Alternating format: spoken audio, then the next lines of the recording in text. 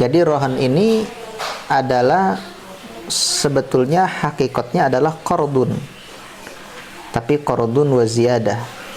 Contoh masalah riba dalam hadis dhaif yang maknanya ini sepakat dhaifnya para muhaddisin, tapi maknanya ijma, kullu qardin jarra naf'an atau jarra manfaatan fahuwa riba. Nah, ini berjalan di rohan juga.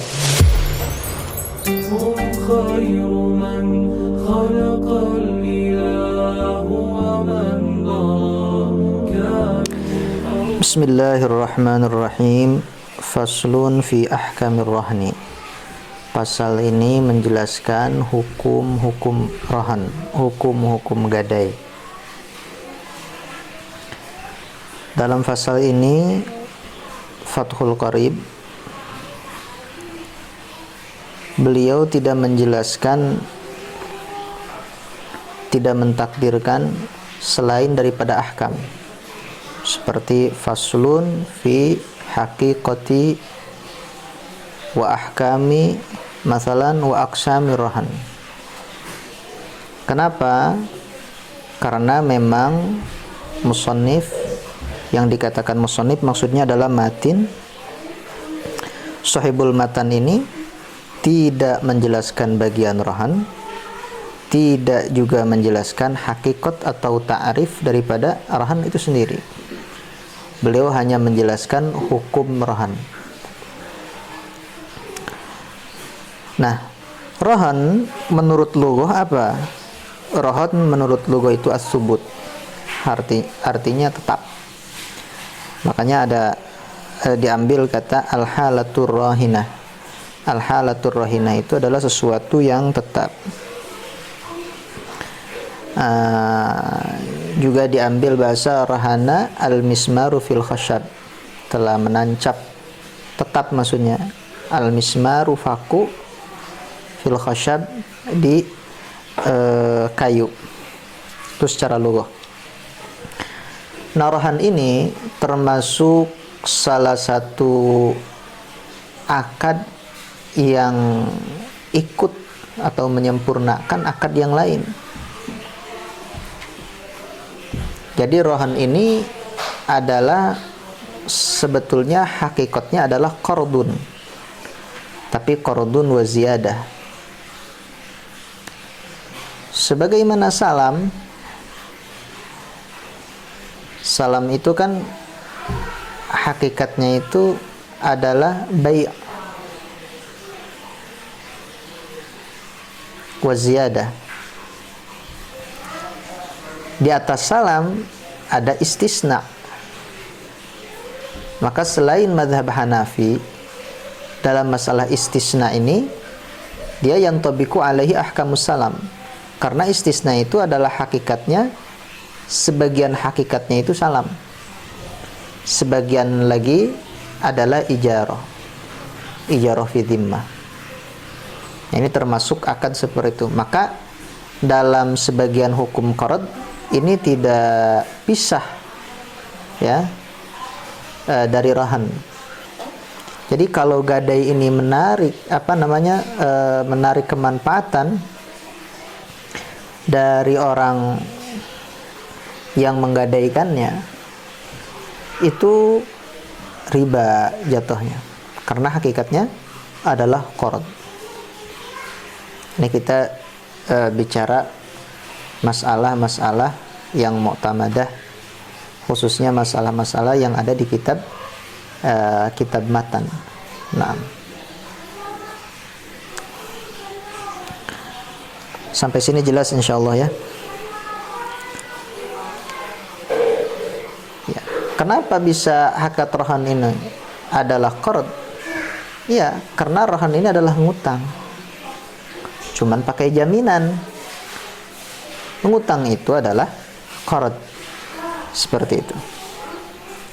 Nah, yang akan dijelaskan rohan dalam bab ini adalah ar-rahnul ja'li, rohan yang dibuat, yang dibikin, yang diakadkan, yang disepakati. Kalau tidak ada kesepakatan itu, maka rahan tidak ada. Sebenarnya ar-rahanul ja'li. Nanti ta'rifnya akan kita jelaskan insyaallah. Ada ar-rahan ini ar-rahanu syar'i, ya, ar-rahnu syar'i. Kalau rahnu syar'i ini adalah itu ta'alluqud daini bit tarikati. Ya, jadi apa? Berkaitannya utang dengan tarikah.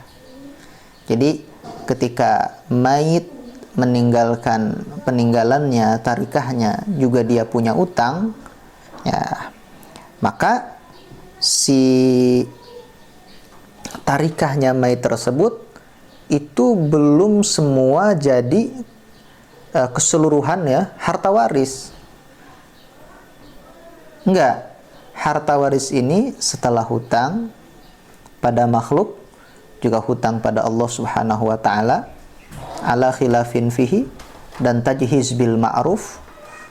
Nah, seperti itu sebagaimana dijelaskan dalam fikih faraid.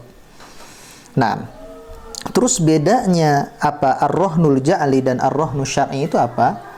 Ar-rahnu al-ja'li ini dia tidak membutuhkan sighat. Di antaranya ya, ketika meninggal dia punya hutang, ya sudah. Maka sebagian hartanya atau semuanya tergadaikan. Belum bisa ditasarrufkan, belum bisa dibagi. Apalagi untuk masalah seperti tahlilan, baca Al-Quran, dan fidyah kayak begitu, itu haram. Bisa jadi haram. Nah, kecuali dibayar dulu hutangnya. Kalau rahan yang ja'li, ini yang namanya ja'li ya, itu wajib. Wajib apa? Wajib ada sighat. Wajib ada sighat. Kalau tidak ada sighat, ya tidak sah. Tidak jadi. Walaupun sebagaimana dikatakan barusan bahwa rahan ini adalah hakikatnya qard. Sedangkan qard ini khilaf dalam membutuhkan qard hakiki ya, membutuhkan pada sighat dan tidaknya. Menurut Ar-Ruyani, yang qard ini sah tidak pakai apa? Tidak pakai ijab qabul. Ini qard hakiki. Jadi dengan pekerjaan aja sudah cukup. Jadi dalam qard hakiki ini menurut jumhur ulama, ya, menurut qaul mu'tamad, menurut qaul ashah, dia tetap wajib ada sighat. Sehingga kalau tidak ada sighat, tidak sah rahan apa namanya qardnya. Beda dengan qard hukmi. Kalau qard hukmi itu sepakat para ulama bahwa qard hukmi tersebut tidak membutuhkan sighat. Terus apa dhabit qard hukmi? Qard hukmi ini tidak ada dhabitnya. Maksudnya tidak ditemukan dhabitnya dalam kitab-kitab fikih. Saya tidak menemukan, mencari dhabit qard hukmi ini belum menemukan. Sudah lumayan lama.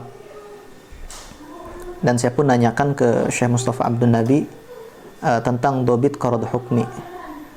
Dan beliau menjawab, setelah saya cari katanya, lama di kitab-kitab saya tidak menemukan pula dhabitnya. Tapi bisa dimafhum bahwa qard hukmi ini itu qard yang bersentuhan, ya, meminjamkan uang atau ngasih uang. Kenapa ngasih uang? Karena kita terpaksa, orang yang dikasihnya itu dalam keadaan darurat dan dalam keadaan butuh. Contoh masalah apa ya? Ada seseorang punya anak, masalan ditinggal oleh orang tuanya kayak gitu, terus kita urus, kita kasih makan. Nah, setelah datang orang tuanya, kita bisa menagih. Karena kita meniatkan mengasih makan itu, kita meminjamkan pada walinya, wali anak tersebut. Nah, ini qard hukmi. Dan bukan darurat saja, hajat juga termasuk sebetulnya. Nah, seperti anak kecil dibelikan pampers begitu karena darurat, misalkan orang tuanya waktu nggak ada berangkat atau apa saja, terus kita tidak tahu nyimpan uangnya di mana, akhirnya digantikan dulu sama kita. Ini qard hukmi juga sama. Nah, itu dalam qard hukmi sepakat tidak ada sigha. Tidak harus ada sigha. Nah, kalau dalam qard yang hakiki itu ada khilaf. Cuman kalau sudah dalam rohan, ini wajib sigot ini. Emang seperti itu dalam akad ini.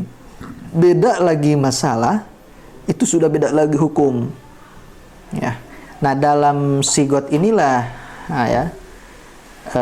ada lahir, ada akad lazim, ada akad jaiz. Nah, kelaziman akad atau kejaizan akad yang timbul dari sigot dan dari sifat akad tersebut kadang-kadang bisa berubah. Ya. Seperti yang dikatakan oleh Syekh Wahbah Zuhaili atau Syekh Sultanul Ulama Izzuddin bin Abdissalam, misalkan ariyah, pinjam barang, ya. Itu kan akad jaiz, kapanpun bisa dibatalkan ariyah ini.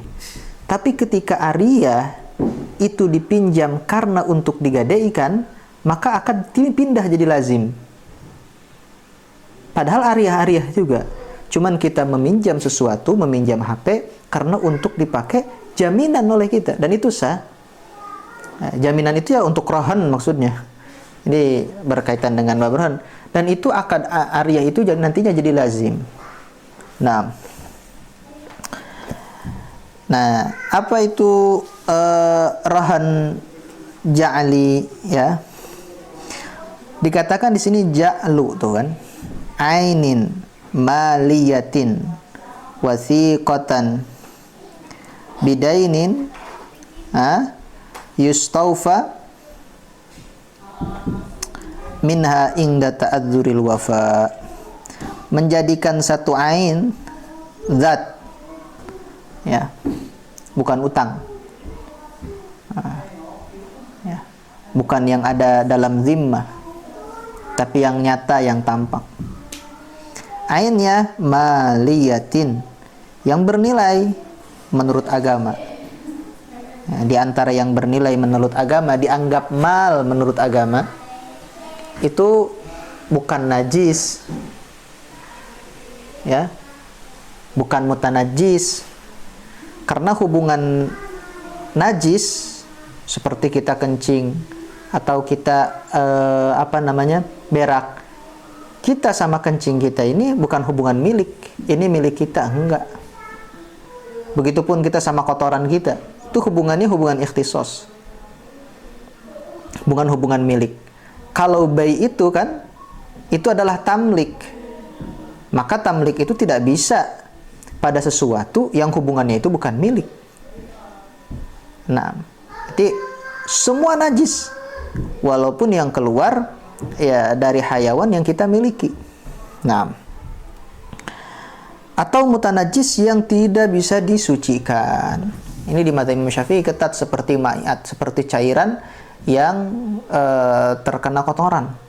Itu walaupun dicampur, ya, ditambah banyak cairan tersebut sampai 2 kula, sampai 160 liter 2 kula menurut dalam Mujamul Fuqaha, atau taruhlah 200 liter, itu tetap najis dan tidak bisa dijual. Bahkan sebagian ulama mengatakan juga tidak bisa dihibahkan.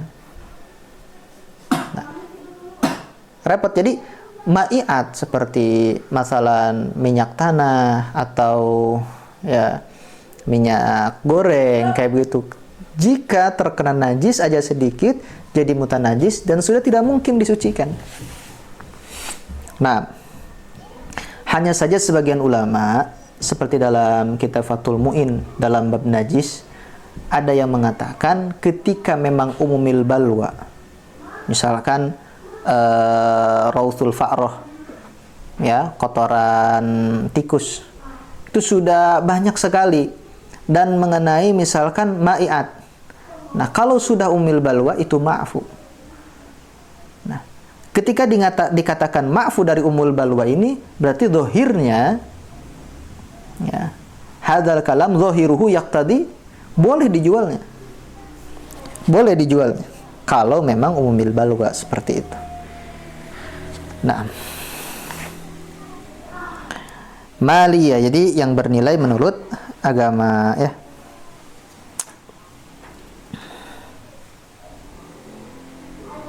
Nah, dan bukan sekedar maliyah, kadang-kadang ada nilainya tapi apa ya, ghair mutamawwal. Apa ghair mutamawwal ini?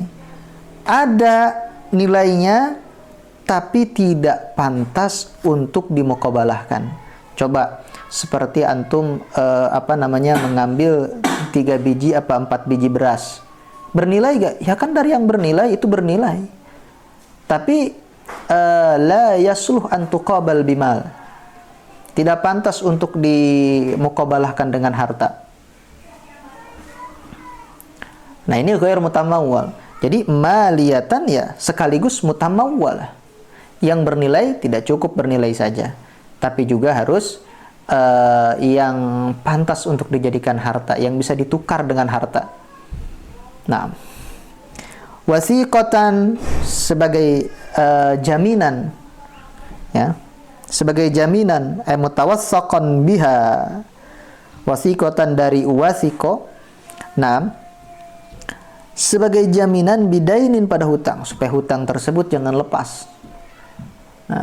Nah, apa? Bidainin yustaufa minha, yang bisa dilunasi, dibayar dari jaminan tersebut, minha inda ta'adzuril wafa, ketika ajaz, hingga ma'ajaz anil wafa, ketika indal ajaz anil wafa, ketika tidak bisa membayarnya.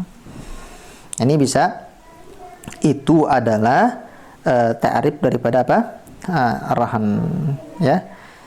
Nah, terus jadi rahan ini ya harus ada ain, yaitu ya marhunnya yang digadaikan. Terus bidainin harus ada utangnya, misalkan marhun bih. Nah, nanti salah satu di sini dari kedua tersebut itu ada persyaratan-persyaratannya. Dikatakan di sini wala yasihur rahnu ila biijabin wa qabul. Perhatikan baik-baik. Ini sudah dikatakan tadi, ya. Rahan ini tidak akan sah kecuali dengan ijab dan qabul. Nah, tapi dalam ta'rif ini enggak ada, seakan-akan bukan juz mahiyah. Nah, wa syartu kulli minar rahini wal murtahin an yakuna mutlaqat tasarruf.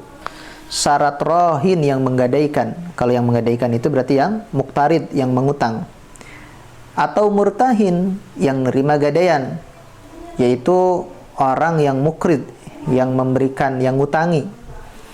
Nah, harus dua-duanya mutlak tasarruf, ahlu tasarruf atau mutlak tasarruf. Ada lagi ahlu tabarru. Ahlu tabarru ini lebih ketat dibanding ahlu tasarruf. Biasanya kalau dikatakan ahlu tabarru, setiap ahlu tabarru, kullu ahli tabarru'in ahlu tasarrufin, atau mutlaqu tasarruf. Walaysa kullu mutlaqi tasarrufi ahlan li tabarru. Jadi nisbatnya keduanya ini khusus min itlaq. Naam.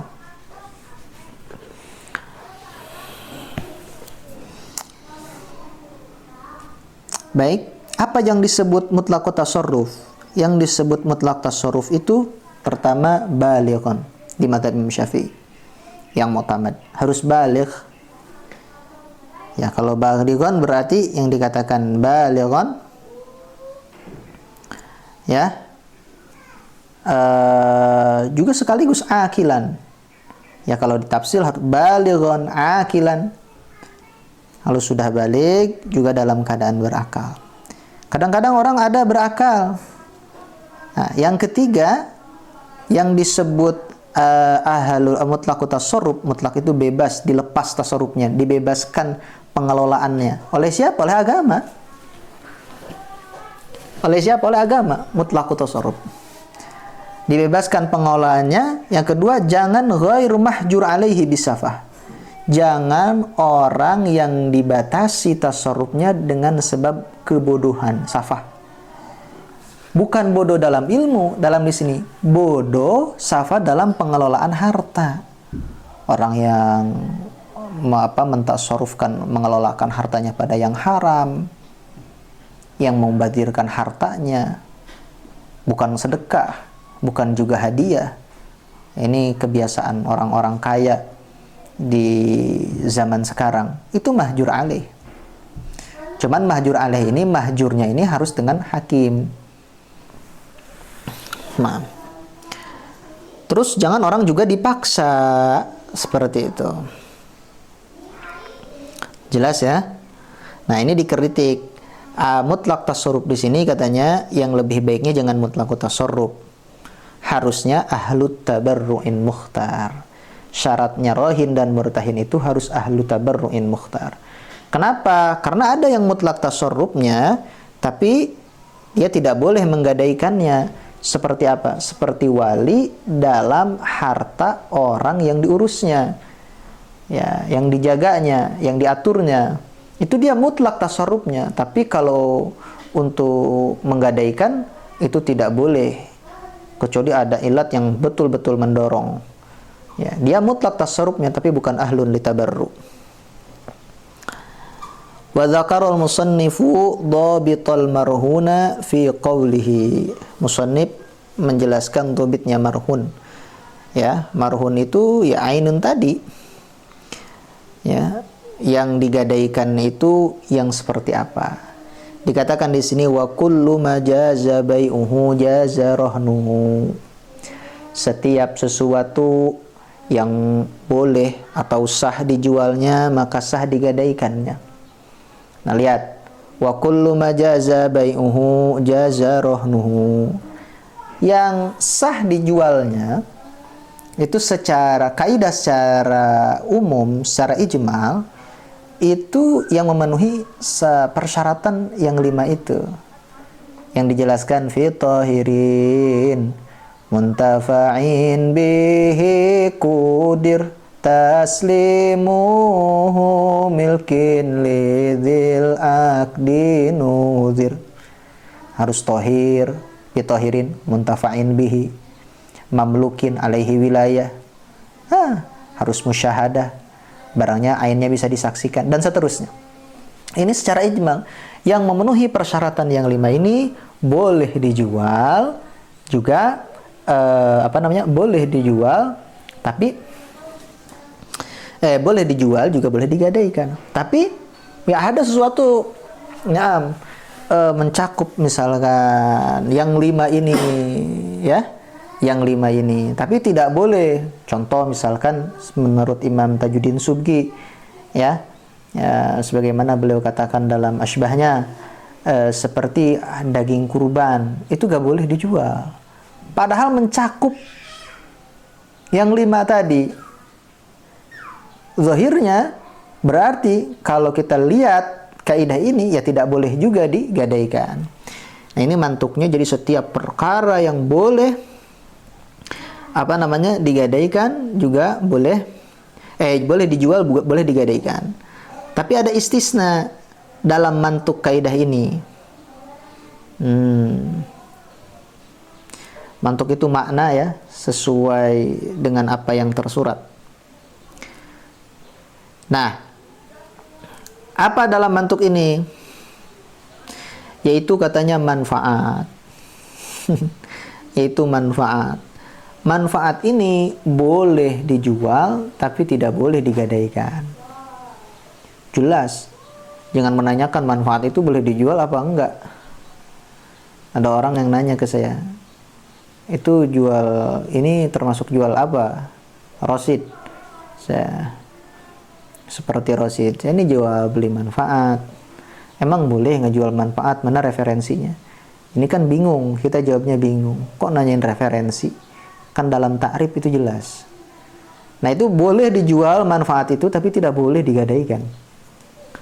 Nah, jadi ini adalah istisna minal minal apa? Minal mantuk. Nah, mafhumnya setiap perkara yang tidak boleh dijual tidak boleh digadaikan. Itu mafhumnya. Jadi mafhumnya kullu ma la yajuzu bai'uhu la yajuzu rahnuhu.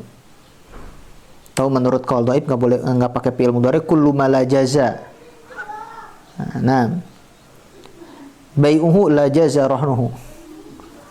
Ikhtilaf ulama tentang la masuk pada fi'il madhi. Nah, ini juga ada mustasnayatnya. Di antara mustasnayatnya itu amat yang punya anak tapi bukan dari sayyidnya. Ini tidak boleh dijual, tapi boleh digadaikan. Nah, kan nanti kalau digadaikan nggak kebayar, ujung-ujungnya dijual juga. Nah, tapi dijualnya bareng berserta anaknya. Terus dikatakan wa kullu ma jaza rahnu fid duyun. Fi di sini bimana ala. Jadi boleh menggadaikan sesuatu tersebut fid duyun ay alad duyun, pada utang, ya? Pada hutang.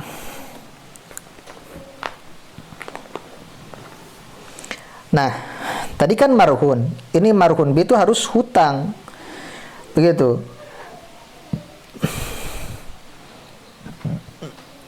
Dikatakan pada hutang, jadi kalau pada ain tidak boleh, harus pada hutang. Nah, jadi gadaian pada ain ini nggak boleh, harus pada hutang. Nanti ini dijelaskan di depan insyaallah. Bedanya ain sama hutang gimana ya? Misalkan contoh ini, contoh kecil. Balia misalkan mau pinjam kitab ke saya. Kata saya, Bal, ini takut hilang, ada gadaiannya enggak? Nah, padahal itu ain. Itu enggak sah itu. Ya. Idza istaqarra thubutuha fi dhimmah. Apabila hutang tersebut sudah luzum atau mengarah ke luzum binafsihi, akan luzum dengan sendirinya, bukan dengan yang lain. Misalkan fi dhimmah ya dalam tanggungan seseorang, kayak begitu. Nah, ini seperti itu. Makanya dikatakan wahtarazal musannifu bid-duyuni anil a'yan fala yasihu rahnu 'alaiha. Musannif memberikan tadi kan mengatakan duyun berarti keluar a'yan. Enggak boleh kita menggadaikan pada a'yan. Nah,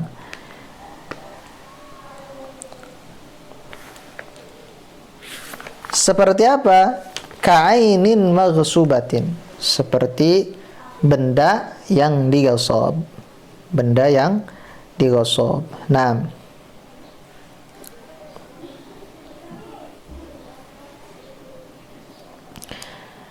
kita Balia, kitab ini mana misalkan? Ini saya pakai dulu, nggak bilang, berarti menggosok barang. Enggak, nanti saya nanti saya akan kembalikan kitab tersebut. Nih saya kasih gadean. Nah, tuh di sana ada barang saya ambil misalkan, dengan semacamnya. Itu enggak boleh. Atau musta'arah yang dipinjam terus minta gadean. Ini tidak sah. Ya, minal a'yanil madmunah, dari ain-ain yang madmunah, harus diganti rugi seperti itu.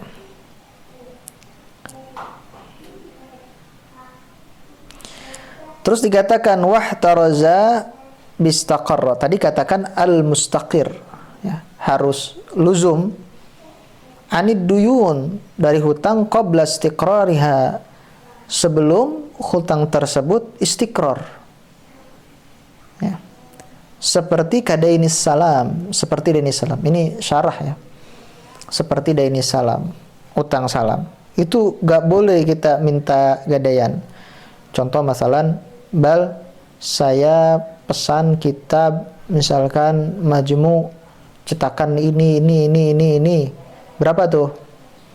Oh itu misalkan harganya 7 juta, saya kasih 7 juta langsung. Ya, di majelis itu juga. Nah, berarti si muslamfih itu kitab majmu yang kita pesan, nah itu belum istiqrar jadi hutang. Kita minta gadaian, bal, saya minta gadaian nih. Takut nggak ada majmu, uang sudah saya pasrahkan ke antum. Apakah sah? Menurut di sini tidak sah. Kita lagi bicara Fathul Qorib. Nah, tidak sah. Wa anis saman muddatal khiyar, atau dari saman dalam masa khiyar. Kayak begitu. Ini juga sama dalam saman. Walaupun ini masalahnya ditafsir. Ya. Walirrahini ar-ruju'u fihi ma lam yaqbidhu, boleh, atau ma lam yuqbidhu, boleh. Tapi syarah di sini lebih memilih ma lam yaqbidhu karena beliau katakan ail murtahinu. Bagi si rahin, orang yang menggadaikan, berarti yang menggadaikan itu yang pinjam uang. Ar-ruju'u fihi, boleh dia memfasah fihi dalam rahannya, atau fihi dalam marhun, mengambil marhunnya. Malam yakbidhu, selagi si murtahin belum nerima marhun tersebut. Jadi boleh difasah akadnya atau diambil, maksudnya dipegang lagi barangnya sebelum diterima oleh si murtahin. Jelas ya? Ini aturannya seperti itu. Fa in qabadha, ya kalau ditarik berarti rahannya tidak jadi, ya tetap utangnya jadi, cuman utangnya cuman bukan rahan berarti. Kalau digagalkan seperti itu, apa yang ada? Yang ada ya cuman qard gitu. Jadi 2 lapis ada, qard ditambah jaminan jadi rahan. Ketika dihilangkan rahannya, qardnya tetap ada. Kayak wakil, wakalahnya dibatalkan, kadang-kadang izinnya masih ada. Seperti itu. Qiradnya batal atau syarikahnya batal, berarti wakalahnya batal, tapi kadang-kadang izinnya masih ada. Emang seperti itu. Terus dikatakan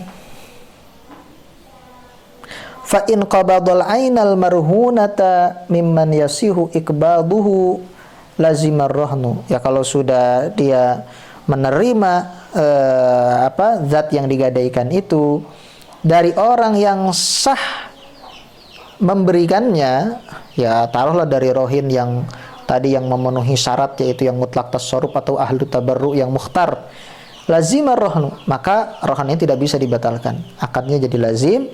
Wamtana'a ala rahin ar-ruju'u fihi, dan tidak boleh bagi si rohin membatalkan dalam rohan tersebut. Paham ya? Insyaallah. Warrahnu wada'ahu 'alal amanah. Nah, ini beliau mengingatkan untuk supaya lebih memahami kalam beliau dalam selanjutnya. Di warrahnu wada'ahu 'alal amanah. Rahan itu diletakkan itu 'alal amanah. 'Alal amanah. Jadi iadnya yadul amanah. Kita meletakkan gadaian tersebut, ya si rohin pada murtahin itu yadnya yadul amanah, bukan yadul doman. Kayak begitu. Sehingga wahina idzin, ketika wada'ahu alal amanah la yadmanuhul murtahinu bitta'adi, maka murtahin tidak boleh dipinta ganti rugi ketika si marhun tersebut rusak kecuali dengan ta'addi, kecuali dengan keteledoran,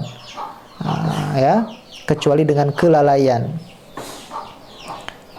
Fihi, ya dalam marhun tersebut, wala yaskutu bitalafihi syai'un minad dain, ya tidak gugur dengan rusaknya marhun tersebut utang. Wah, ini sudah rusak berarti gugur hutang. Enggak, hutang tetap hutang. Walau idda'a, ya talafuhu atau talafahu walam yadhkur sababan li talafihi suddiqa biyaminih. Perhatikan baik-baik. Walau idda'a, kalau murtahin ini mengaku talafahu, marhunnya ini rusak, misalkan termasuk mungkin dipaling, diambil orang, atau rusak karena apalah, kena musibah. Walam yadhkur sababan litalafi, tapi dia hanya mengatakan rusak, maka harus dibenarkan dengan, kalau dia sudah murtahinnya berani sumpah, ya sudah dibenarkan. Kok bisa begini? Ini akan bahaya? Enggak akan bahaya. Fikih Islam itu antum jangan lihat langsung konteks ininya saja, itu bisa salah. Antum lihat juga dalam fikih Islam ini, lihat tadi kan wada'ahu alal amanah. Pertanyaannya, kenapa dia menggadaikan ke orang tersebut kalau dia tidak percaya? Jangan salahkan dianya saja dari awal, tuh salahkan. Seperti itu. Kalau dia percaya, ya harus apa? Harus nerima konsekuensinya. Seperti itu. Fa in dzakara sababan dhahiran lam yuqbal illa bi bainatin. Kalau dia sudah mengatakan si murtahinnya bahwa barang ini dipaling, barang ini diambil orang, maka dalam dia ini sudah lebih dari sekedar dakwah talaf. Nah, tapi dia sudah mengatakan diambil orang, maka lam yuqbal illa bi bainatin. Perkataan si murtahin tersebut tidak diterima kecuali dengan bayinah. Apa itu? Dengan saksi. Walau idda'al murtahinu raddal marhun ala rahin lam yuqbal illa bi bayinatin. Atau si murtahin ini bukan mengaku rusak yang mutlak seperti tadi, tapi mengakunya sudah dikembalikan. Sedangkan sedangkan rahin tidak. Maka tidak diterima ucapan murtahin kecuali dengan bayinah. Terus wa idza qabadal murtahinu ba'dal haq. Kalau si murtahin itu baru nerima bayaran utang sebagiannya saja. Dari 1 juta baru 500.000 atau 900.000, alladzi 'ala rahin, ya, yang wajib dibayar pada si rahin, lam yakhruj ay lam yanfaqqa syai'un minar rahni hatta yaqdiya jami'ahu. Maka rahan ini belum putus, belum keluar, belum bebas hatta yaqdiya jami'ahu, sehingga si rahin ini sudah membayar hak semuanya pada si murtahin. Sampai sini jelas ya? Nanti insya Allah dia akan datang, kita ulas lagi kalau memang ada waktu, Allah berikan taufik. Itu berkaitan pada syarat, yaitu marhun dan mana istiqrar. Insya Allah bismillah. Wallahu a'lam bishawab. Subhanakallahumma wa bihamdika asyhadu an la ilaha illa anta astaghfiruka wa atubu ilaik.